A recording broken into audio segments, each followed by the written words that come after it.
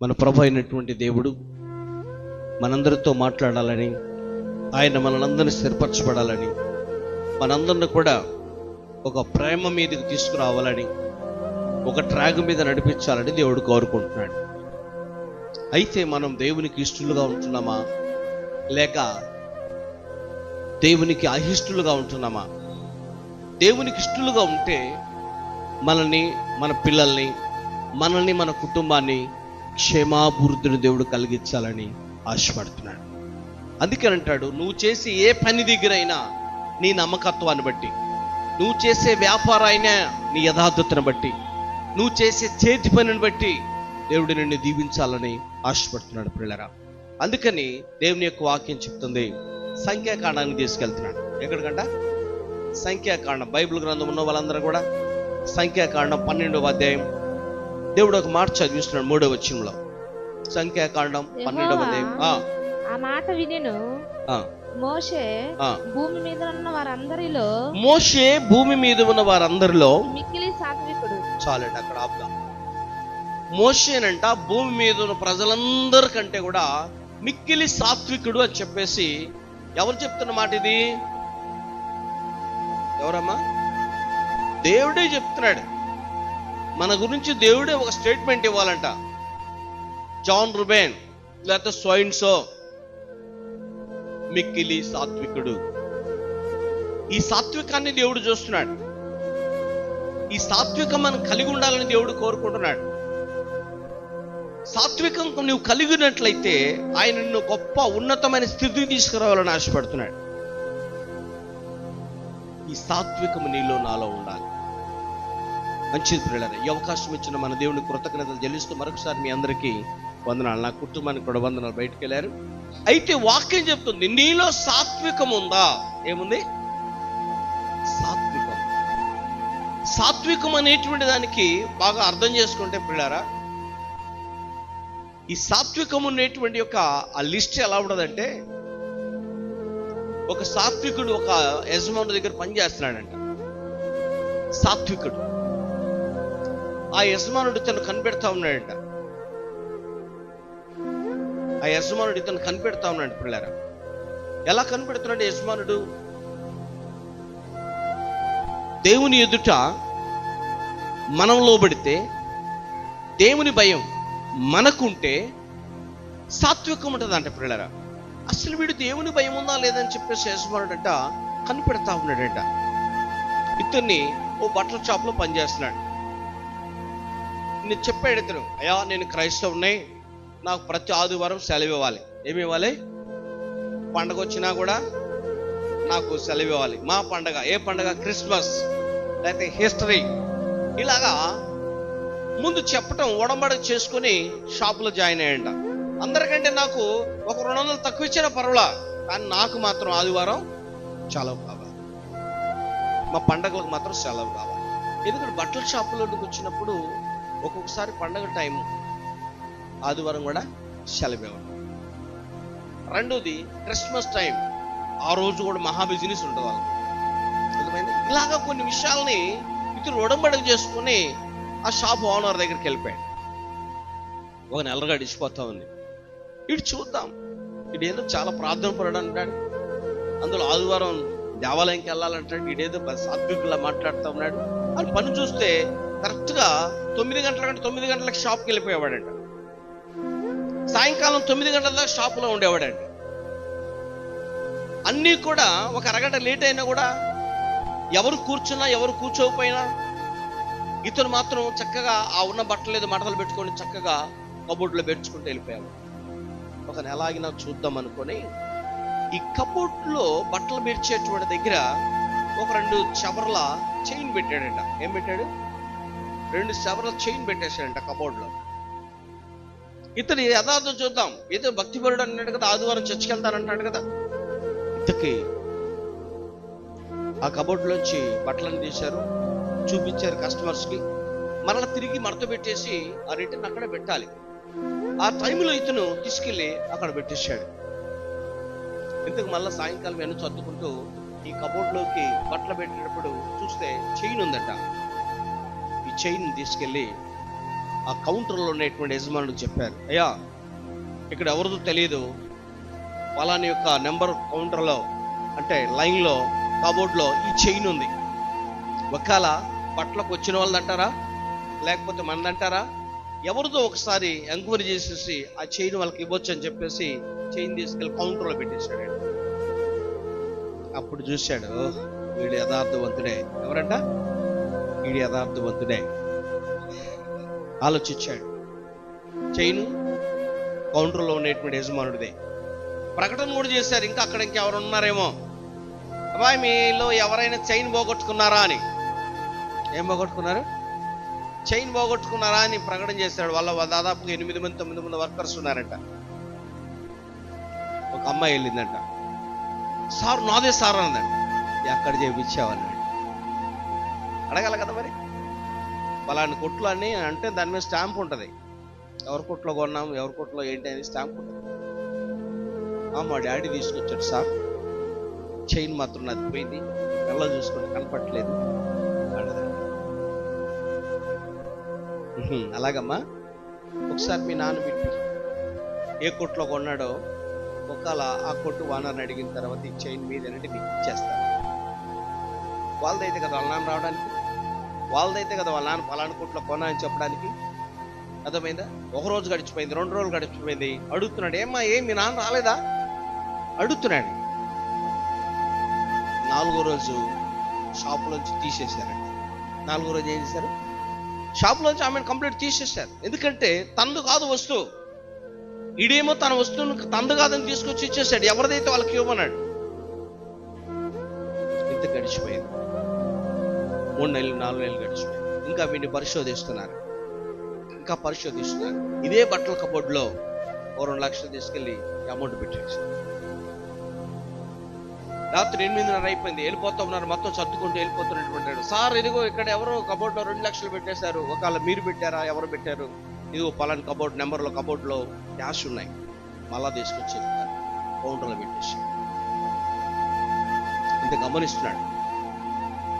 6 నెలలు అయిపోయింది, సంవత్సరం అయిపోయింది, ఈ నమ్మకంగా పనిచేస్తున్నాడు. ఆదివారం మాత్రం చర్చికి వెళ్తున్నాడు. పండగలు వస్తే మాత్రం ముందే చెప్తున్నాడు, సార్ ఇంకా 4 రోజులు ఉంది మా పండగ, ముందే చెప్పుకోవాలి కదా మనం. చెప్పుకుంటున్నాడు, టైం తీసేసుకుంటున్నాడు, వెళ్ళిపోతున్నాడు.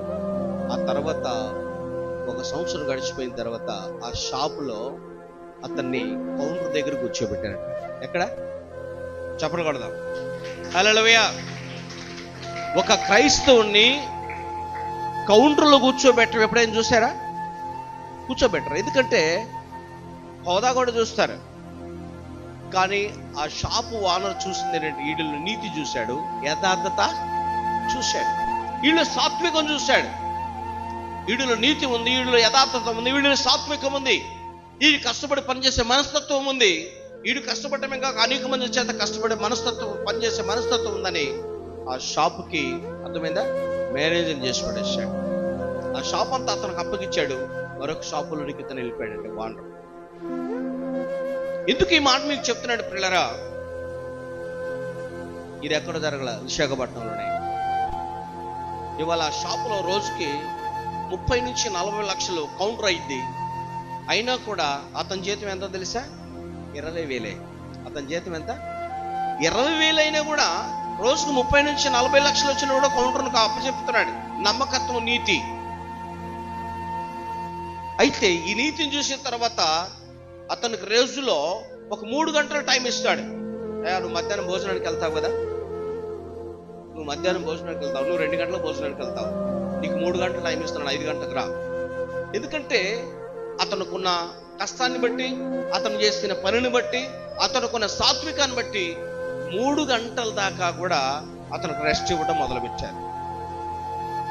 వాళ్ళ భార్య మన దగ్గరకు వచ్చింది, ఒకసారి తీసుకొచ్చాను, గుర్తుందా? రాకడ కుమారి విశాఖపట్నం నుంచి మనతో వచ్చేసి ఒకరోజు వాక్యం చెప్పారు. మన దగ్గర 2-3 రోజులు ఉన్నారు, వాళ్ళ భర్తే. నేను ఒక రోజు వెళ్ళాను ఇంటికి. ఏమంటే వాళ్ళ ఆయన పేరు రామారావు గారు. ఒకసారి మీ హస్బెండ్ని చూడాలండి, మిమ్మల్ని ఇంత సాత్వికంగా బయటికి పంపిస్తూ ఉన్నాడు, నేను వచ్చేసి మా ఊరండి అన్నా కూడా మిమ్మల్ని పంపించేస్తారంటే ఆ మూడో చెప్తుంది, దేవుని పనులు ఎక్కడికైనా వెళ్ళు, నువ్వు నాకు చెప్పాల్సినంత పనేమి, ఒక ఫోన్ చేసి చెప్తే చాలు. ఆయన చూద్దామని వచ్చానంటే పాప 3 గంటలకు నన్ను లేపింది. ఏమండి సార్, రామారావు గారు మిమ్మల్ని పాస్టర్ గారు చూడటానికి వచ్చారు. అప్పుడు చెప్తున్నారు, ఆయన బట్టల షాపులోకి వెళ్ళాడు, ఇలా పడుకొని ఉంటే ఎలాగంటే అప్పుడు చెప్పాడు, సాక్ష్యం అంతా కూడా చెప్పాడు. ఇది నా పరిస్థితి, నా నీతిని బట్టి, నా నమ్మకత్వాన్ని బట్టి, నా యథార్థతను బట్టి దేవుడు నన్ను ఆ షాపుకి మేనేజర్ చేశాడు. కానీ నేను ఒకటే చెప్పాను, శాలరీ పెంచమని రోజే లేదు. పండగ వస్తే బట్టలన్నీ పంపిస్తాడంట, పండగ వస్తే బోనస్ పంపిస్తాడంట. ఇంకా నాకు ఇన్ని ఇస్తుంటే ఇంక నేనెందుకు ఆయన జీతం అడగాలి? నాకు ఇంటికి ఏం కావాలో అన్నీ పంపిస్తాడు ఆయన, ఇంక నేనెందుకు ఆయన జీతం పెంచమని అడగాలి? నా నీతి, నా యథార్థతను వాళ్ళు చూశారు, ఆ షాప్కు నన్ను మేనేజర్ చేశారు. ఇది ఎక్కడ అంటే జగదాంబ పక్కనే ఉంటుంది విశాఖపట్నంలో. ఇప్పుడు కూడా మీకు ఆ విషయం చెప్తున్నాను, ఎందుకంటే మళ్ళీ ఇప్పుడు వాక్యం చదివిస్తున్నాడు, సంఖ్యాకాండం 12:3. యెహోవా ఆ మాట వినెను, మోషే భూమి మీద ఉన్న వారందరిలో మిక్కిలి సాత్వికుడు అని చెప్తున్నాడు ప్రియులారా. ఇప్పుడు వాక్యం చెప్తుంది, నీలో సాత్వికం ఉంటే నువ్వు ఏ స్థలములో ఉన్నా నువ్వే అధిపతివి, నువ్వు ఏ షాపులో ఉన్నా నువ్వే అధిపతివి, ఏ కంపెనీలో ఉన్నా నువ్వే అధిపతివి. దీనికి కావాల్సింది ఏంటంటే మిక్కిలి సాత్వికం కావాలి నీకు. ఎప్పుడైతే నువ్వు మిక్కిలి సాత్వికంగా ఉంటావో దేవుడు నిన్ను ఒక ఉన్నతమైన స్థితికి తీసుకెళ్లాలని ఆశపడుతున్నాడు. మోషే దేవుని దృష్టిలో మిక్కిలి సాత్వికుడుగా ఉన్నాడు. కొన్ని లక్షల మంది ప్రజలకి అధిపతినిగా చేసి పడేశాడు. మోషే, భూమి మీద ఉన్న ప్రజలందరూ మిక్కిలి సాత్వికుడివి కాబట్టి ఇదిగో ఐగుప్తులోనికి వెళ్ళి నా ప్రజలు అక్కడ బానిసలుగా ఉన్నారు, ఆ బానిసల బ్రతుకుల నుంచి వాళ్ళని విడదీసుకురా, అందుకు నువ్వు మాత్రమే ఒక్కడివి యోగ్యుడు అని చెప్పేసి దేవుడు పంపించేస్తాడు ప్రియులారా. ఇప్పుడు నీకు నాకు నువ్వు అప్పగించబడిన పని, అది ఏ పనైనా కావచ్చు. నీ యజమానుడి దగ్గర నువ్వు నమ్మకంగా ఉంటే, నీ యజమానుడి దగ్గర నువ్వు సాత్వికంగా ఉంటే తప్పనిసరిగా నేను ఒక ఉన్నతమైన స్థితిలో పెట్టాలని దేవుడు ఆశపడుతున్నాడు. కానీ నీ నీతిని చూస్తున్నాడు, నీ యథార్థతను చూస్తున్నాడు, నీ శ్రమను చూస్తున్నాడు, నీ కష్టాన్ని ఆకాశంలో దేవుడు చూస్తున్నాడు, భూమి మీద ఉన్న మనుషులు కూడా చూస్తున్నారు ప్రియులారా. ఇది మాత్రం మర్చిపోవద్దు ఎప్పుడు కూడా. అందుకంటాడు, నువ్వు సాత్వికంగా ఏ పనైనా చేయగలిగితే, 10 మంది చేత నువ్వు సాత్వికుడు అనిపించుకోగలిగితే దేవుడు నిన్ను ఇంకా ఉన్నతమైన స్థితికి తీసుకెళ్ళడానికి ఆశపడుతున్నాడు. ఇప్పుడు 7వ వచనం చదివిస్తా. 7వ వచనం ఏమన్నాడు సంఖ్యాకాండంలోనే, అతడు నా ఇల్లంతటిలో నమ్మకమైన వాడు నేను. చాలండి, అక్కడ ఆపుదాం. అతడు నా ఇల్లంతటిలో నమ్మకమైన వాడు. ఫస్ట్ ఏముందంటే సాత్వికం ఉందంట, ఇప్పుడు రెండోది ఏముంది? నమ్మకత్వం ఉందంట. అతడు నా ఇల్లంతటిలో నమ్మకమైన వాడు. మరి మన జీవితంలో ప్రియులారా, ఒక బిజినెస్ అప్పగించాలంటే, ఒక బాధ్యత అప్పగించాలంటే మొదట మనలో నమ్మకత్వం కావాలి. ఏం కావాలి? నమ్మకత్వం కావాలి. ఒక అతను 10 లక్షలు డబ్బులు ఇచ్చేసి బ్యాంకులో వేసిరమ్మని చెప్పేసి పంపిస్తారు. ఎందుకు? గుమస్తాలకి ఇదే పని. అది ఏ ఇండస్ట్రీస్ కావచ్చు, వ్యాపార రీత్యాలో కూడా 10 లక్షలు ఆ రోజుకి ఎంత అయితే వస్తే అంత అమౌంట్ తీసుకెళ్ళి బ్యాంకులో కట్టేసేయాలి. కట్టేసి వాళ్ళకు ఒక రిజిట్ పుస్తకం ఉంటుంది, ఆ పుస్తకంలో రాపించుకొని వస్తారు. క్యాష్ రాసేస్తాడు, ఇదిగో ఇవాళ ఎంత మీరు జమ చేశారు అని చెప్పేసి. వాళ్ళు ఒక స్లిప్ తీసుకుంటారు, ఒక స్లిప్ రసీదు ఉంటుంది అన్నమాట, రిటర్న్ రసీదు, దాంట్లో సైన్ చేసి స్టాంప్ వేసేస్తారు. ఎందుకు మీకు ఈ మాట చెప్తానంటే, ఇందుకు 10 లక్షలు తీసుకెళ్ళాడు, కట్టుతో మొదలుపెట్టాడు. అలాగా కొన్ని నెలలు గడిచిపోతున్నాయి. ఒకరోజు తనకు ఒక ఆలోచన వచ్చిందంట. ఏముంది, నా బండి యాక్సిడెంట్ అయిపోయింది, డబ్బులు పడిపోయాయి కాబట్టి ఎవడో కొట్టేశాడని చెప్పొచ్చు అని చెప్పేసి తాను పడిపోయి, అర్థమైంది, యాక్సిడెంట్ చేసుకున్నట్టుగా చేసుకొని, నేను యాక్సిడెంట్ అయిపోయాను, బండి పడిపోయింది, డబ్బులు ఎవరు తీసుకెళ్ళిపోయారో తెలియదు అని చెప్పేసి ఫోన్ చేశాడు. పిల్లరా ఏం చేశాడు? ఫోన్ చేశాడంట షాప్ ఓనర్కి. పాపం ఇంకొక వ్యక్తిని పంపించారు, అరే దెబ్బలు తగలంటే వెళ్ళి చూద్దాం. ఏ బండి కుదలా, తానే పడిపోయాడు, దెబ్బ తగిలింది, కానీ క్యాష్ మాత్రం లేవు. క్యాష్ ఏమైపోయినాయి అంటే ఎవరు ఎత్తుకెళ్ళారో పడ్డప్పుడు అంటున్నాడు. ఒక చిన్న బ్యాగ్ తీసుకెళ్తాడు, ఆ బ్యాగ్ ఎవడో పట్టుకెళ్ళాడని చెప్పాడు. ఓహ్, ఆలోచించు. ఇతను నిజమే, అప్పుడు కొన్ని సంవత్సరాల నుంచి మన దగ్గర పనిచేస్తున్నాడు కదా, ఇది ఎలా జరిగిందో, ఒకవేళ యాక్సిడెంట్ అయిపోయిందేమో అనుకున్నాడు. మరలా తిరిగి ఒక రోజు 2 రోజులు హాస్పిటల్ ఉన్నాడు. తర్వాత మళ్ళీ డ్యూటీకి జాయిన్ అయిపోయాడు. డ్యూటీకి జాయిన్ అయిపోతూ మరలా కూడా డబ్బులు ఇచ్చి పంపించడం మొదలుపెట్టాడు. ఇప్పుడు 10 లక్షలు తినేటప్పటికి మనసు ఎలా ఉంటుందో తెలుసా? మా వాడు ఇప్పుడు గనక ఒక 1 కోటి రూపాయలు ఇస్తాడు, ఒకసారి కొట్టేద్దాం అనుకునే మనస్తత్వం వచ్చేస్తుంది. ఆలోచించాడు. ఇంకో మరస ఒక నెలలో 50,000 ఇచ్చి పంపించాడు, 50 లక్షలు ఇచ్చి పంపించాడు, కట్టొచ్చాడు. వీడి ఆలోచన అంతా దేని మీద ఉంది? ఇప్పుడు 50 లక్షలు కట్టేస్తే ఇంకొక 6 నెలలకైనా మరి 1 కోటి రూపాయలు ఇస్తారు, దాంతోపాటు అసలు ఎస్కేప్ అయిపోదాం. ఏమైపోదాం అనుకున్నాడట, ఎస్కేప్ అయిపోదామని. అయితే 50 లక్షలు ఇచ్చినప్పుడు వెనక మనిషిని పంపాడు, నోట్లన్నీ కూడా నెంబర్లు వేసుకొని పంపాడు, కట్టలన్నీ కూడా నెంబర్లు వేసుకొని పంపాడు. 1 కోటి రూపాయలు ఈడ ఆలోచన ఉంది కదా, 1 కోటి రూపాయలు ఇచ్చేసి పంపించేటప్పుడు కూడా మళ్ళీ నోట్ చేసుకున్నాడు. వీడు ఎస్కేప్ అయిపోబోయాడు. వెనకనే ఒక మనిషి ఉన్నాడు కదా, ఎమ్మట పట్టుకున్నాడు. తిరిగి తీసుకెళ్ళి ఆడ అప్పగించారు తెలుసా? పోలీస్ స్టేషన్లో అప్పగించాడు. పోలీస్ స్టేషన్లో అప్పగించి సీత కొట్టించి ఆ మొదలు తీసుకున్న 10 లక్షలు కూడా వసూలు చేస్తాడు. మొదలు తీసుకున్న 10 లక్షలు వసూలు చేస్తాడు.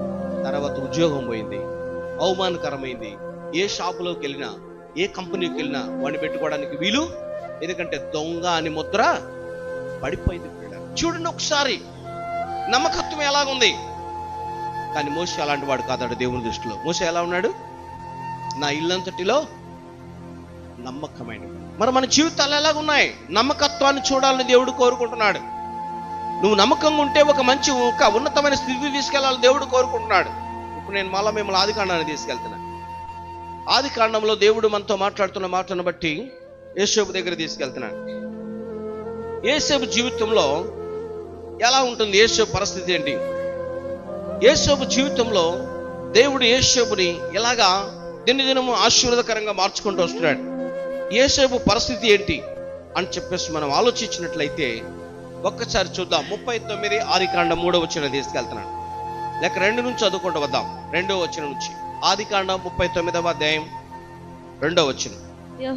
యెహోవా యోసేపునకు తోడయుండెను గనుక అతడు వర్ధిల్లుచు తన యజమానుడగు ఐగుప్తిని ఇంట నుండెను. యెహోవా అతనికి తోడయుండెను అనియు అతడు చేసినదంతయు అతని చేతిలో యెహోవా సఫలము చేసిననియు అతని యజమానుడు చూచినప్పుడు యేసేపు మీద అతనికి కటాక్షము కలిగెను గనుక అతని యొద్ద పరిచర్య చేయువాడాయను. మరియు అతడు తన ఇంటి మీద విచారణకర్తగా అతను నియమించి తనకు కలిగినదంతయు అతని చేతికి అప్పగించింది. Praise God. చప్పట్లు కొడదాం. హల్లెలూయా. ఇక్కడ యోసేపును చూస్తాం ప్రియులారా. యోసేపు అయితే బానిస. ఎవరంటే ఇతను?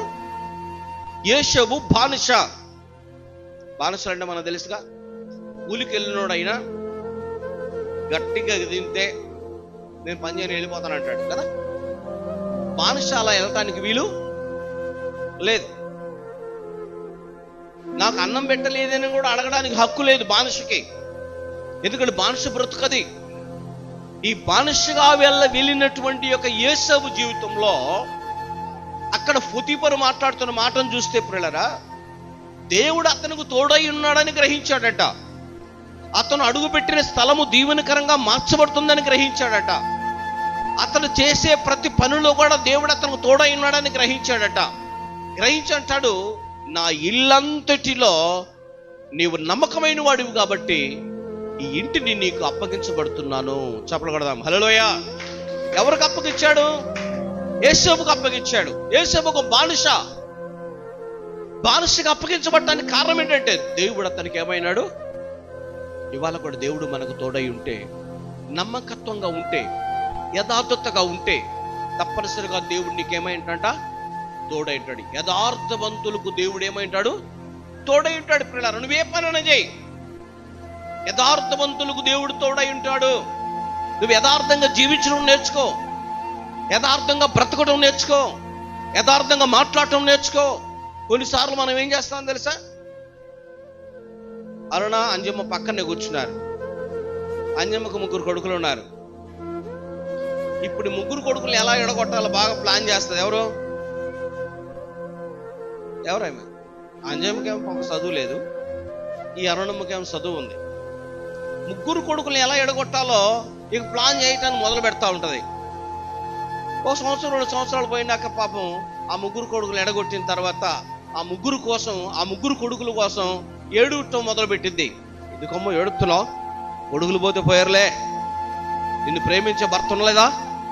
మళ్ళా వాదార్చి వెళ్ళి మీ ఆయన ఉన్నాడు, మంచిగా నిన్ను ప్రేమిస్తాడు, ఇబ్బంది లేదులే అని. ఆమె 3 కొడుకులు కన్నా 3 కొడుకులు నా మాట వింటంలా. 3 కొడుకులు ఎటుపోయినా తెలియదు, వాడు ఫోన్ చేసేది లేదు, మాట్లాడేది లేదు, అర్థమైందా అని చెప్పేసి తన బాధ తనుకుంది. ఏమంటది? పోతే పోయారులే 3 కొడుకులు, భర్త లేడా? ఎవరు లేరు? నిజమేలే, మాకు మంచి భర్త ఉన్నాడులే. మళ్ళీ ఓదార్చుకొని 1 సంవత్సరం ఉండిన తర్వాత ఈ భార్య భర్తలు కూడా పెట్టిద్దట. ఎవరు? మా అరుణ్ అంటున్నాడు అని వాళ్ళ అయ్య అనుకున్నాడు. మా అరుణ్ అలాంటిదా అని వాళ్ళ అయ్య అనుకుంటున్నాడు. ఇంకో 1 సంవత్సరం తర్వాత భార్య భర్త కూడా పెట్టిందంట. ఏం పెట్టింది? వాళ్ళిద్దరు మళ్ళీ డివైడ్ అయిపోవాల్సిన పరిస్థితి వచ్చిందంట. ఆ తర్వాత వెళ్ళి మళ్ళా అంజమ్మని అడిగిద్దంట, బాగుందా? ఏం బాగుంది, పిల్లలు పోయారు, భర్తకు నాకు పడట్లా, ఇప్పుడు నా బతుకు ఒంటరిది అయిపోయింది, అసలు నా పరిస్థితి ఏంటి, నా ఆలోచన ఏంటి, ఇప్పుడు బాధపరచడం మొదలు పెట్టిందంట. అరుణ్కి ఏమో నవ్వు వస్తుంది. అరుణ్కి ఏమవుతుంది? భలే ఉందిలే, ఈ తిక్కలాగా అనగాల, ఈ తిమ్మిరి ఇలా అనగాల. పాపం ఈమెకు నవ్వు వస్తుంది, ఆమెకి ఏడుపు వస్తుంది.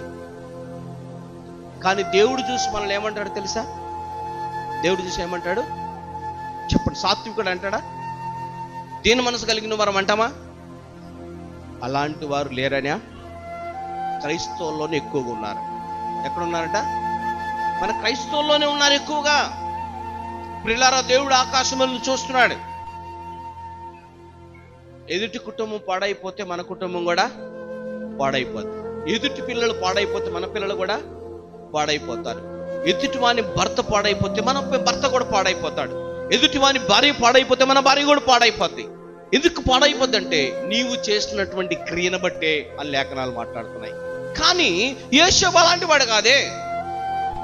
యేషోబు యథార్థవంతుడు అని రాయబడింది, యేషోబు నీతిమంతుడు అని రాయబడింది. యేషోబుకి ఇంటిని యావత్తు ఆస్తిని కూడా ఆ పొతిఫర్ అప్పగిచ్చేశాడంట. పిల్లరా, ఇంకా ఆ ఇంట్లో యువరాజు ఈయనే. ఎవరు? యేషోబు. కారణం దేవుడు ఆయనకు తోడై ఉన్నాడు. ఇప్పుడు కూడా వాక్యం అదే చెప్తుంది. దేవుడు మనకు తోడై ఉంటే ఆ ఇల్లు ఆశీర్వాదకరంగా మార్చబడింది. పిల్లరా, ఒకవేళ ఎదుటి కుటుంబాన్ని ఏదైనా పాడు చేద్దాం అనుకుంటే వాక్యం ఏమన్నదంటే నీ కుటుంబాన్ని దేవుడు పాడు చేస్తాడు, నీ కుటుంబాన్ని దేవుడు పాడు చేస్తాడు. మనం జాగ్రత్తగా ఉండాలి. ఒక కుటుంబం పాడైపోతుందంటే ఆ కుటుంబం కోసం నువ్వు ప్రార్థన చేయి. ఒక వ్యక్తి పాడైపోతుంటే ఆ వ్యక్తి కోసం నువ్వు ప్రార్థన చేయి. దేవుడు దానికి ప్రతిఫలం ఇవ్వడానికి ఇష్టపడుతున్నాడు. అందుకని మనకు నాలుక ఉంది కదా అని చెప్పి చాలా సార్లు మన నాలుకని ఇష్టానుసారంగా ఆడదాం అనుకుంటాం. కానీ వాక్యం అంటుంది నీ నాలుకను తంగడి నిప్పులతో కాలుస్తా. ఏ నిప్పులు అది? తంగడి నిప్పులతో కాలుస్తా. తంగడి నిప్పులు అంటే అర్థమైందా? నాకు ఆమెకి 4 క్యాన్సర్ వచ్చిందంట. 4 క్యాన్సర్ వస్తే ఏం చేస్తారు? కాలుస్తారట. తంగడి నిప్పులు అంటే అవే. తంగడి నిప్పులు అంటే అవే ప్రియులరా, కాలుస్తారట. ఆ 4 అంతా నల్లగా అయిపోయింది. ఏందమ్మా 4 అంతా నల్లగా అయిపోయింది, పరిస్థితి ఏంటి అసలు? ఏంటి మాట కూడా నెత్తిగా మాట్లాడుతున్నాం అంటే, ఫస్ట్ గారు 4 క్యాన్సర్ వచ్చింది, ఇప్పుడు దీన్ని కాలుతున్నారు. అప్పుడు అనుకున్నా, అబ్బా నీ 4 ఏమైనా సామాన్యమైందా?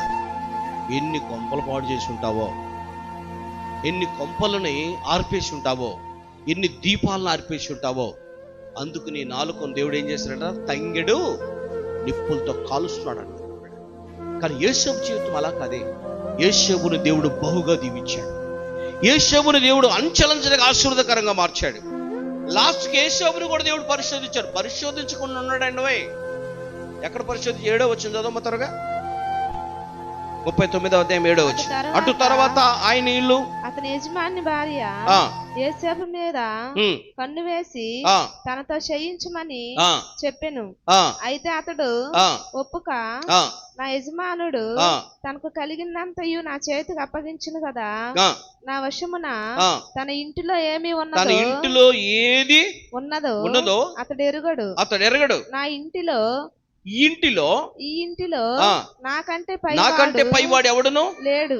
నీవు అతని భార్యవైనందున నిన్ను తప్ప మరి దేనిని నాకు అప్పగింపక ఉండలేదు. కాబట్టి నేనెట్లు ఇంత ఘోరమైన దుష్కార్యములు చేసి దేవునికి విరోధంగా పాపమును కట్టుకుందునని తన యజమాని భార్యతో అనెను అని చెప్పేసి మాట్లాడుతున్నాడు. పిల్లరా, ఒకసారి ఆలోచించండి. దేవుడు లాస్ట్కి ఇంకొక ఊరేసేసాడంట. చూద్దాం ఈ ఊరిలో పడతాడేమో, ఈ ఉచ్చులో పడిపోతాడేమో. ఎందుకంటే యవనస్తుడు, అందమైన వాడు, ఇంటి మీద యావదాస్తి మీద అధిపతి, ఆయన కింద అనేక మంది పనివారు ఉన్నారు, ఏది చెప్తే చేస్తా ఉన్నారు. ఆ ఇంటికి ఆయనే యజమాని అయిపోయాడు. ఆయన చూద్దాం అనుకోని దేవుడు పరిశోధించాడంట. ఆ పరిశోధనలో ఆయన నీతిని కాపాడుకున్నాడు.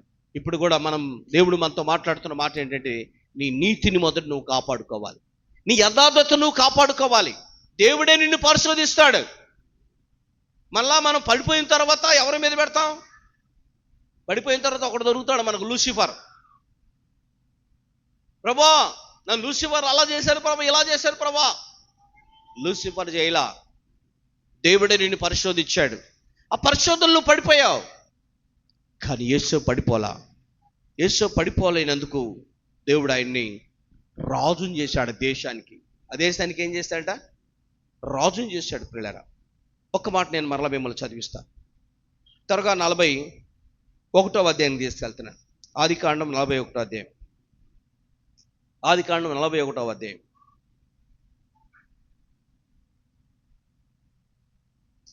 40వ వచనం. ఆదికాండం 41వ అధ్యాయం 40వ వచనం. నీవు నా ఇంటికి అధికారివై ఉండవలెను, నా ప్రజలందరూ నీకు విధేయులై ఇందురు. సింహాసన విషయంలో మాత్రమే నేను నీకంటే పైవాడనై ఇందునని యోసేపుతో చెప్పెను. మరియు ఫరో చూడుము, ఐగుప్తు దేశం అంతటి మీద నిన్ను నియమించి ఉన్నాను అని యోసేపుతో చెప్పెను. మరియు ఫరో తన చేతినున్న తన ఉంగరము తీసి యోసేపు చేతిని పెట్టి సన్నపు నార బట్టలు అతనికి తొడిగించి అతని మెడకు బంగారు గొలుసు వేసి తన 2వ రథము మీద అతన్ని ఎక్కించును. అప్పుడు వందనము చేయుడని అతని ముందర జనులు కేకలు వేసిరి. అట్లు ఐగుప్తు దేశం అంతటి మీద అతను నియమించును. ఆమేన్, హల్లెలూయా. ఒక్కసారి ఆలోచించండి ప్రియులారా. యోసేపు నీతిని దేవుడు చూశాడు, యోసేపు యథార్థతను దేవుడు చూశాడు, యోసేపు యొక్క సాత్వికాన్ని దేవుడు చూశాడు. కాబట్టి ఇప్పుడు ఐగుప్తు దేశానికి అధిపతిని చేశాడు. చెప్పకూడదాం హల్లెలూయా. ఫస్ట్ స్టార్టింగ్ ఏమో ఐగుప్తులో ఉన్న పొతిఫర్ ఇంటికి అధిపతిని చేశాడు. ఆయన నమ్మకత్వాన్ని బట్టి, ఆయన నీతిని బట్టి 12 సంవత్సరాల పరిశోధన. ఎన్ని సంవత్సరాలు అంటే 18 సంవత్సరాలు అమ్మబడ్డాడు. 12 సంవత్సరంలో 11 సంవత్సరాలు పొతిఫర్ ఇంట్లో ఉన్నాడు. 1 సంవత్సరం జైల్లో ఉన్నాడు. 1 సంవత్సరం ఎక్కడున్నాడు? జైల్లో ఉన్నాడు. జైల్లో ఉన్నా కూడా జైలుకి అధిపతి అనంట. దేవుడు ఆయన సాత్వికాన్ని చూసి, ఆ నమ్మకత్వాన్ని చూసి ఆ దేశానికి రాజుని చేశాడు. పిల్లరా, ఇప్పుడు కూడా వాక్యం అదే చెప్తుంది. పరిశోధించకుండా నీకు ఏ ఉద్యోగం దేవుడు కూడా ఇవ్వడం. పొతిఫర్నే పరిశోధించాడు. పొతిఫర్ ఇంట్లో దేవుడు ఈయనకు తోడైనాడు.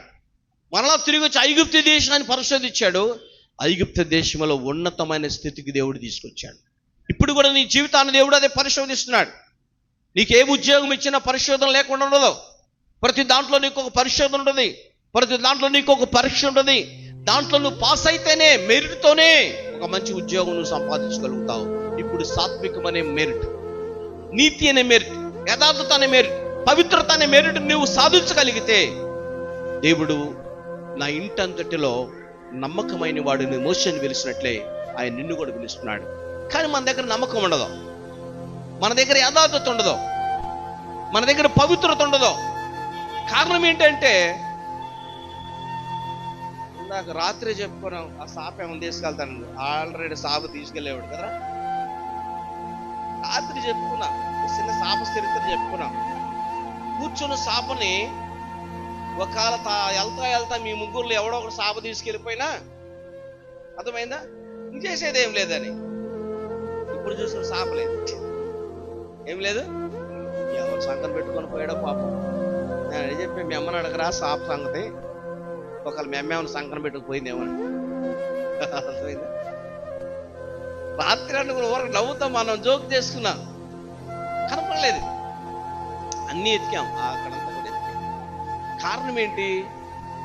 పడుకోమని మనం చెప్పుకుంటాము, ఎవరో సంకనం పెట్టుకుని పోయారో కూడా తెలియదు. ఇది దేవుని మందిరం కదా. దేవుని మందిరం సొత్తు నువ్వు తీసుకెళ్ళి ఏం చేస్తావు? ఒకసారి ఆలోచించండి ప్రియులారా. ఇది దేవుని మందిరంలోది, దేవుని మందిరంలో ఉండేటువంటి సొత్తు ఇది, అది దేవునిది. నువ్వే కొనుక్కు రావచ్చేమో, అది దేవునిది. ఆ సొత్తుని దొంగిలిస్తే దేవుడు కూడా ఆకాశం నుంచి పరిశోధిస్తున్నాడేమో. దేవుడు ఏమనుకుంటా అంటే, యేషోబులో ఉన్న నీతిని బట్టి, యేషోబులో పరిశుద్ధతను బట్టి, యేషోబులో పవిత్రతను బట్టి ఐగుప్తికి రాజుని చేయాలని అన్నదమ్ములకే దుర్బుద్ధి పుట్టించాడు పిల్లరా. ఇప్పుడు కూడా లేఖనాలు అదే చెప్తున్నాయి. మోషే నా ఇంటి అంతటిలో నమ్మకమైన వాడు, మోషే భూమి మీద మిక్కిలి సాత్వికుడు అని దేవుడు సాక్ష్యం ఇస్తున్నాడు. మరి నీ జీవితంలో నా జీవితం కూడా పరిశోధించుకొని ఇస్తాడు అనుకున్నావా? మోషేని ఎంతో పరిశోధించాడు, మోషేలో సాత్వికం చూశాడు, మోషేలో ఎంతో పరిశోధించాడు. మోషే నా ఇంటి అంతటిలో నమ్మకస్తుడు అని చెప్పేసుకుంటున్నాడు. ఇవాళ నీ జీవితంలో నా జీవితంలో కూడా నువ్వు ఏ పనైనా చేయి, ఎక్కడైనా చేయి, అక్కడ నమ్మకం కావాలి. అక్కడ ఏం కావాలి? నమ్మకం పంచి. నేను ఒక బ్రదర్కి చెప్పాను, స్టార్టింగ్ 7,000కి వెళ్ళాడు, ఒక సాఫ్ట్వేర్ ఇంజనీరింగ్. 7,000 చెన్నైలో, ఇవాళ 1,50,000 తీసుకుంటున్నాడు. అందరూ కూడా వెళ్ళిపోయేవాళ్ళు, ఇంకో కంపెనీ దొరికిందని. అందరు వెళ్ళిపోయేటప్పుడు అలా ఫోన్ చేసేవాడు, బ్రదర్ మరి నేను కూడా అందరు వెళ్ళిపోతున్నాను, కొంతమంది నేను కూడా వెళ్ళనా, నాకు ఒక మంచి ఆఫర్ వచ్చింది, డబల్ జీతం వచ్చిందంట, అప్పుడు 50,000, ₹1,00,000 జీతం ఇస్తారంట, వెళ్ళిపోనా అన్నాడు. నేను అన్నాను, నీవు అదే కంపెనీలో దీవించబడతావు, ఎన్ని కంపెనీలు ఎతికినా ప్రయోజనం కాదు, నాకైతే నేను అదే కంపెనీలో ఉండమన్నాడు. ఓకే, ఉండిపోయాడు పిల్లరా. లాస్ట్గా ఆ కంపెనీకి అతను సీపుని చేసి పడేశారు. ఏం చేశారు? షీపుని చేసి పడేశారు. ఇప్పుడు అంటాడు, మాస్టర్ గారు ఇప్పుడు నాకు 50,000 జీతం వస్తుంది, కానీ నాకంటే ముందు వెళ్ళారు ఏదేదో కంపెనీలకి, వాళ్ళ కంపెనీలు మూసేశారు, వాళ్ళ ఉద్యోగాలు కూడా ఇవాళ లేవు. చూడండి ప్రియులారా, ఎందుకు మీకు ఈ మాట చెప్తున్నానంటే, ఆయన చెన్నై నుంచి ఎప్పుడు వచ్చినా నా దగ్గర కనీసం 2-3 గంటలు కూర్చుంటాడు. ఎప్పుడన్నా రాని, ఒక్కోసారి పాప ఆయన రిటర్న్ వస్తా కూడా ఇటు ఏదైనా బస్సుకు వస్తున్నప్పుడు నాకు ఫోన్ చేస్తాడు, నిండుకొని రండి మన పలానా సాడు కూర్చుందామని. ఎందుకంటే సాత్వికం, నమ్మకత్వం. ఇప్పటికి కూడా 7,000 నుంచి ఇప్పుడు ఎంతవరకు వెళ్ళాడంట? దాదాపుకి ఇప్పటికి 20 సంవత్సరాలు దాటిపోయింది, 21, 22 అవుతుంది. అదే కంపెనీలో చేస్తున్నాడు. వాళ్ళు షిప్ చేసి పడేస్తారు. ఆ కంపెనీ 1,50,000 జీతం ఇస్తుంది. ముందు వెళ్ళిన వాళ్ళందరూ కూడా, అరే మాకు ఇంత ఇచ్చారా, కంపెనీ అంత ఇచ్చారా, మాకు అది వచ్చిందా ఇది వచ్చిందని చెప్పుకుంటూ ఉంటాడు. ఆ చెప్పుకున్నప్పుడల్లా నాకు ఫోన్ చేసేవాడు. మాట విన్నాడు, ఆ కంపెనీకి అధిపత్యం చేసి పడేశాడు. అతని పేరు వెంకట్రావు. అర్థమైందా? ఆయనది ఏనుగుపాలెం. చూసారు పిల్లలు, 7,000 నుంచి జాయిన్ అయిపోయి ప్రతిసారి ఆ ప్రేమ అలా ఉంటుంది. మేము ఎప్పుడు వెళ్ళినా మనకు ఒక కుటుంబం లాంటిది అనమాట. నమ్మకత్వం, యథార్థత ఒక ఉన్నతమైన స్థితి తీసుకెళ్ళిపోయింది, ఉన్నతమైన ఆశీర్వాదకరంగా తీసుకెళ్ళిపోయింది. ఇప్పుడు కూడా వాక్యం అదే చెప్తుంది, నీవు యథార్థముగా ఉంటే దేవుడు నీకేమైంటాడు? తోడైంటాడు. నువ్వు నమ్మకంగా ఉంటే దేవుడు నీకు తోడైంటాడు. ఇప్పుడు మన జీవితంలో చాలా మంది మనం చూస్తూ ఉంటాం, కొంచెం అభివృద్ధిని పడిన తర్వాత పక్క మనిషిని లెక్క చేయం. అందుకంటాడు, పెళ్ళం వచ్చిన తర్వాత అంటే తల్లిదండ్రులు లెక్క చేయరంట. ఎవరు వచ్చినాకమ్మా?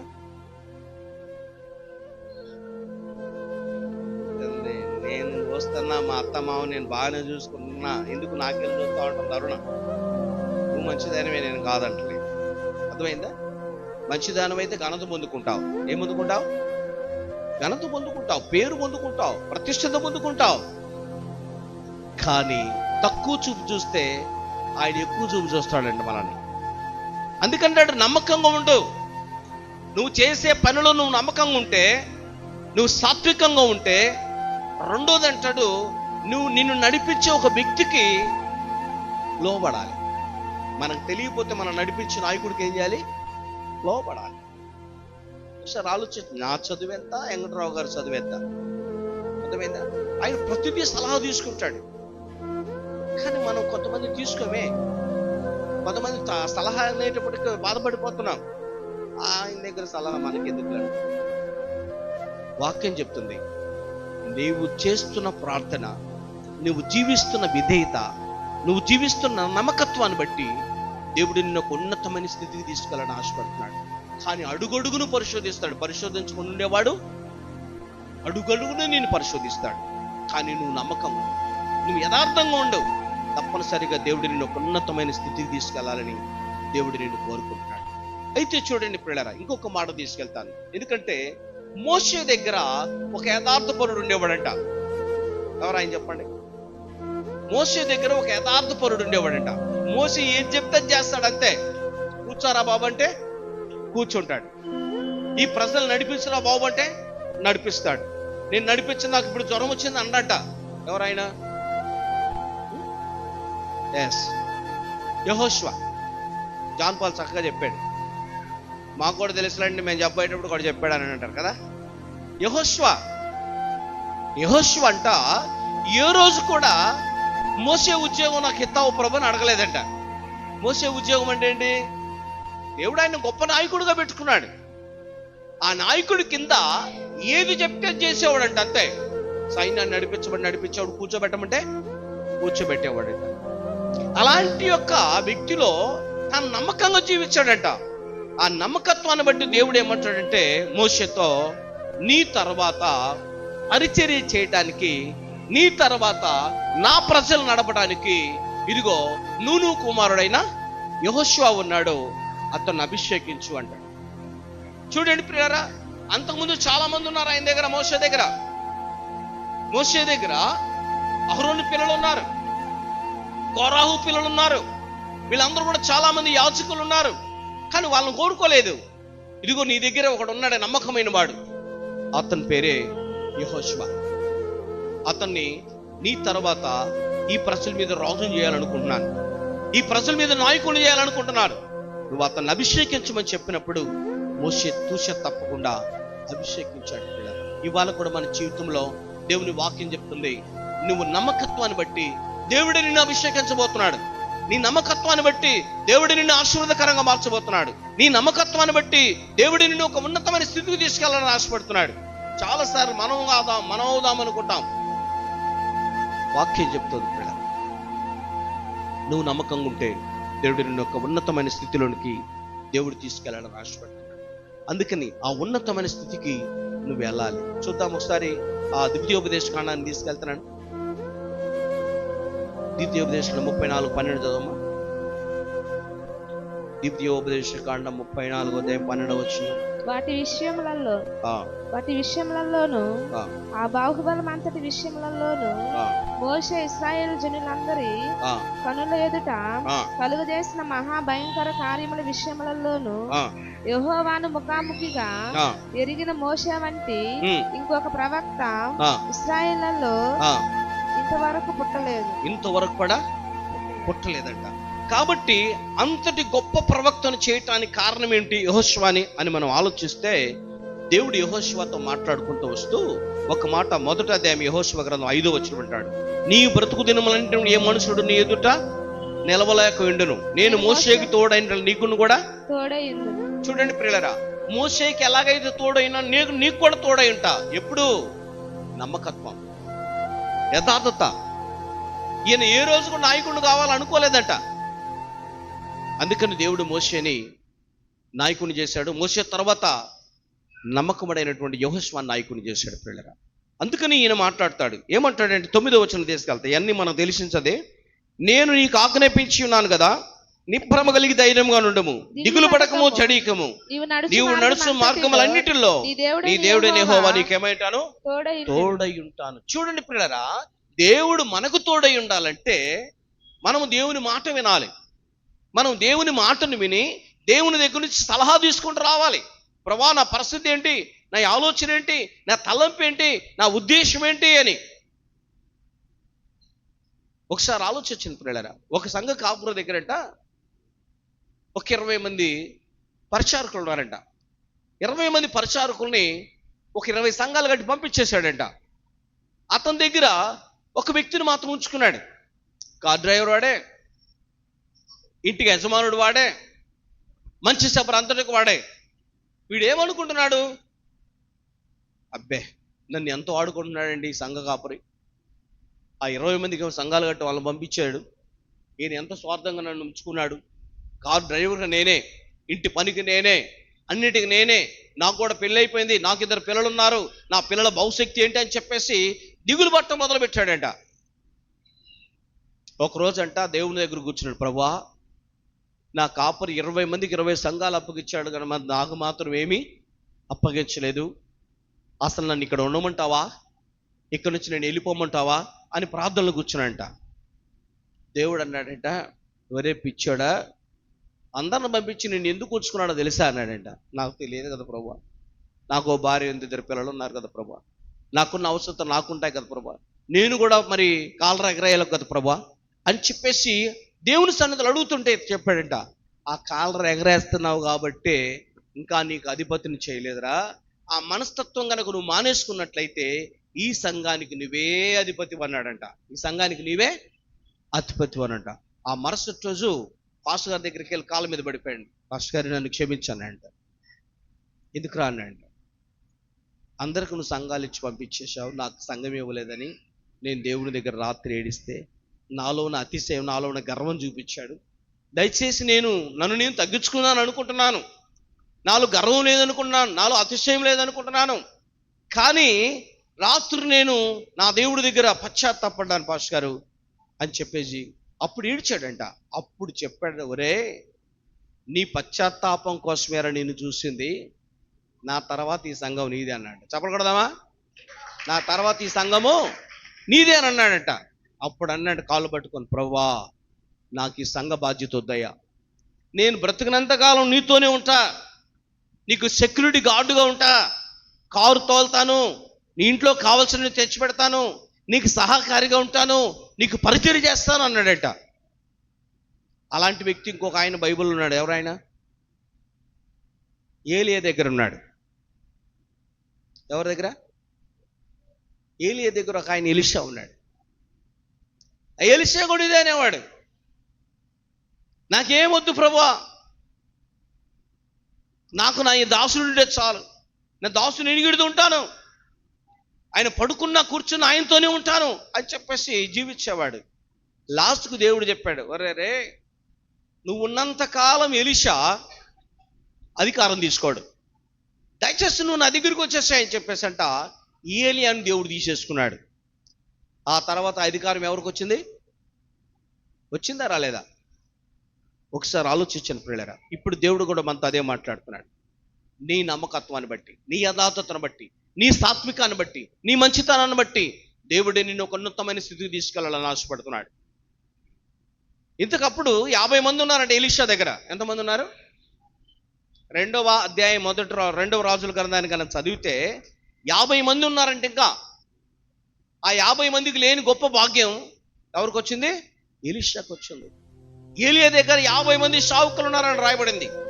50 మందికి లేని గొప్ప అధికారం, 50 మందికి లేని గొప్ప అభిషేకం ఎలీషాలకు వచ్చేస్తుంది. ఇవాళ నీతో నాతో కూడా దేవుడు అదే హెచ్చరిక చేస్తున్నాడు. నీవు నేను కూడా యథార్థంగా, సాత్వికంగా, నమ్మకంగా ఉంటే యెహోషువను ఆశీర్వదించినట్లే, మోషేని పొగుడుకున్నట్లే, యేషోబును ఆశీర్వదించినట్లే, ఎలీషాను ఆశీర్వదించినట్లే నిన్ను నన్ను కూడా ఆశీర్వదించాలనుకుంటున్నాను. అయితే నమ్మకత్వం ఉందా? సాత్వికం ఉందా? నా ఇంటి అంతటిలో నమ్మకమైన వాడని నీ యజమానుడి చేత మనం పొగిడించుకోగలమా? మన దేవుడి చేత మనం పొగిడించుకోగలమా? పొగిడించుకుంటే నువ్వు నేను అదృష్టవంతులమే. యెహోషువ వలె, అలాగే ఎలీషా వలె, యేషోబు వలె మనం ఘనతను పొందుకుంటాం. ఆ గొప్ప ఆశీర్వాదాన్ని దేవుడు నీకు ఇవ్వాలని ఆశపడుతున్నాడు. ఏం సంపాదించుకోవాలో దాన్ని సంపాదించుకోవడానికి ప్రయత్నం చేద్దాం. దేవుడి ఈ మాటలు దీవించుకోవడం గాక. ఆమేన్. ప్రార్థన చేసుకుందాం ప్రియులారా. ఒకసారి ఆలోచిద్దాం. దేవుడిని నేను పరిశోధిస్తే, నీ యజమానుడు నేను పరిశోధిస్తే ఎలా జీవిస్తావు?